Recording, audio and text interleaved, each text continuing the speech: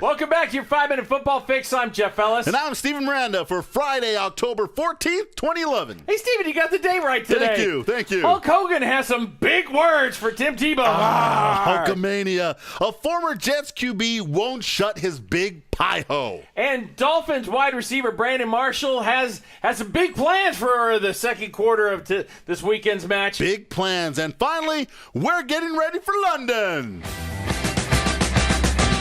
London calling. London, baby. I like everything once 10 we're off the hours. flight. You don't like the 10 hours? 10 and a half there, 12 back. Yuck. You know what I do? Flirt with the stewardess. All right, there you go. Hulk Hogan, Jeffries. What? Wow. Well, we all know that, but we don't say that.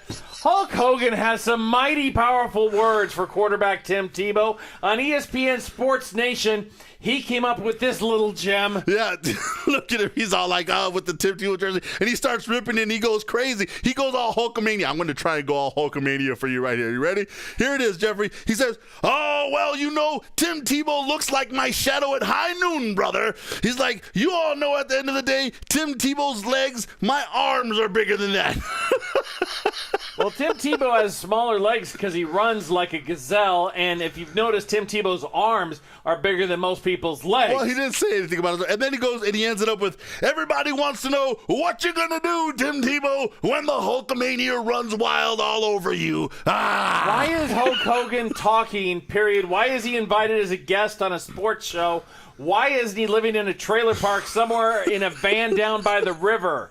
Your questions are all legitimate. They are. I have absolutely no idea why. Are we talking about this? Because it's Hulk Hogan. It's entertainment. You know what? It was the mothership, Jeff. He was on the mothership doing this. It's ESPN2, Steven. It might as well be on the Ocho. Former Jets quarterback will not shut his big pie gosh. hole. You know what? This famous former Jets QB, we're not mentioning his name. No, we won't. He just gets, we'll leave you with this. He's the one that gets inappropriate after having a couple too much to drink, and he wants to start kissing people. There you go. That guy. That guy. And much like streakers running on the field, networks don't show you that anymore. Nope. See, we saw this. We'll show you one because this was actually year one at Wembley of the International Series. But Jeffrey, we're not going to talk about it anymore. No. But we'll say this. We feel sorry for you New York Jets. Seriously, that you guys have to put up with this nonsense week in, week out, and that the New York tabloids will not stop printing this nonsense from that guy. And you know who you are, but we're not going to say your name because we're not going to give you the time of day. Super inflated ego. Just stop it. So this whole show so far has been about super inflated egos. Well,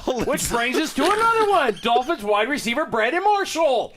Dumb stuff people say, part 3. Well, you know what? He's gone out and he set a goal. And now, it's me. If I were a wide receiver, my goal would be I want 10 catches for 150 yards and 2 touchdowns.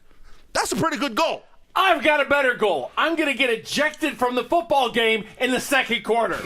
He said midway through the second quarter.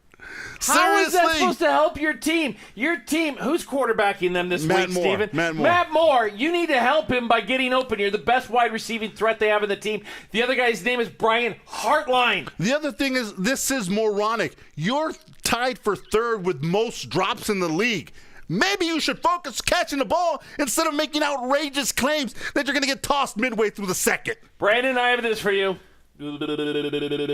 Stop it. Stop it. Now, finally. That is just ridiculous. Finally, Steven and I are going to be taking a little break from our traditional shows that you've gotten to know and love on YouTube or iTunes because we're jumping across to the UK. We get on a jet plane, don't know when we'll be home again. Sunday night, we're leaving for Heathrow. Don't get in until Monday, and we're going to be there for about 9 days. Wembley Stadium the following week. Bears, Bucks, we will be there covering it for Sky Sports News. Yep. London, baby. I love London. I love just being there, and maybe it's because all the people are so nice to us. That certainly helps. I mean, anytime people offer to buy you a beer or lunch or something like that, it's really, really nice. Look at him. He can't stop smiling. But seriously, this is the 5th straight year we get to cover this game. We're really excited. But as always, Jeff, we're going to have a very nice get-together again at Sky Sports Cafe. No. It is the Sport Cafe, Okay. and it's northwest of because Piccadilly I said Circus. Sky Sports You said Sky Cafe. Sports. Well, and it used to be called the Skybox, the The private Skybox, room we right, have, right, but that's it's now what- called the Xbox. Whatever. Okay. We will But be- we've got a private room at Sport Cafe Yes. at 8 p.m. on the 22nd of October until they throw us out. Get your name to me, jeff@rarn.net. Shoot me an email and make sure I have your first and last name and anyone else you want to bring so you get on the guest list. You can jump the queue and get right in. That list is pretty long, so make sure you do that. Come have fun with us. That party Saturday night is always a blast. I'm Stephen Miranda. I'm Jeff Ellis. London, baby! Out!